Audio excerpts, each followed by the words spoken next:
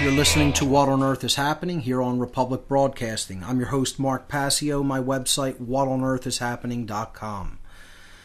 All calls tonight from listeners. Any questions, comments, concerns, speculations are fair game. No taboo topics. There never are on this show.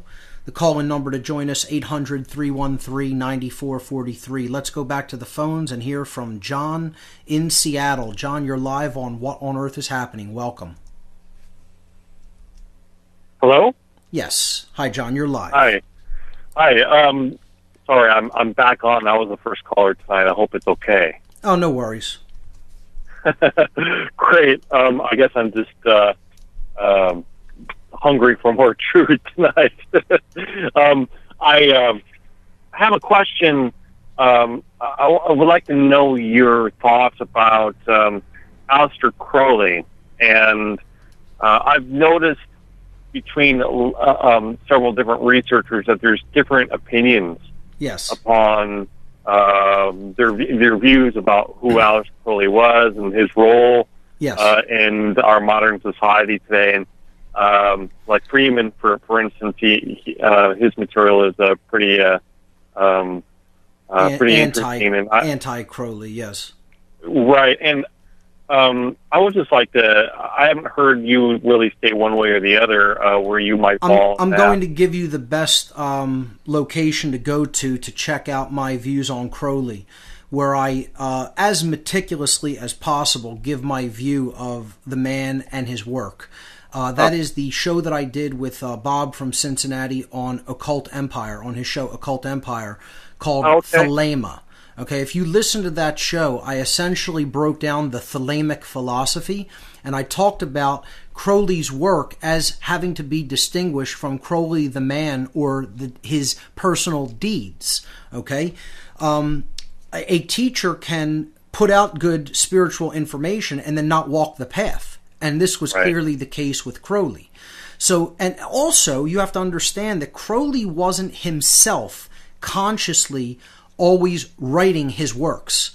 He was channeling these works, or he was writing them in extreme altered states of consciousness, and they were works that were, you could say, coming in through him as a medium. So he was a medium. So mediumship is when you are allowing your body to be used to write material that may be coming from other consciousnesses that are disembodied or not your own. Okay? This has been called automatic writing or channeling. Okay, so, you know, there's people like Barbara Marciniak who do it, Bashar, Neil Donald Walsh. There's a lot of different channels out there. Crowley was one of them. He practiced channeling.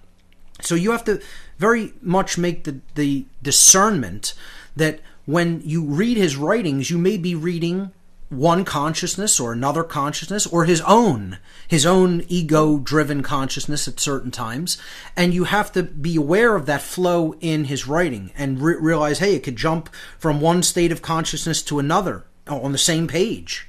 So what I tell people is Crowley is not what you want to initiate people through.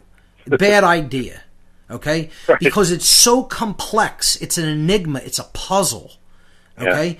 And even like a lot of discerning students into the occult may have a lot of Crowley's material wrong, or may, you know, not really understand that the material is not just straightforward. Then you have to look at his actions and his behavior and say, hey, he said this and he did this. There's conflict here. There's contradiction here. So, you know, then you have to, that doesn't mean you totally call into question what he said. It just means you have to say what was the actual character of the man. So somebody could be saying, hey, live in harmony with each other, understand the difference between right and wrong, live in harmony with natural law. But then if you don't do that in your own life, that doesn't mean that you're lying about what you were saying about natural law. It just means you fell from that path and you couldn't actually walk it in your own life. So what someone who was looking at your work would then have to say, using discernment, is, well, I will listen to what that person said, but I'm certainly not going to behave like that. And this is the case with Crowley. It really is the idea of do as I said, not as I did. Okay? It really, that old adage, do as I say, not as I do, really holds true with someone like him.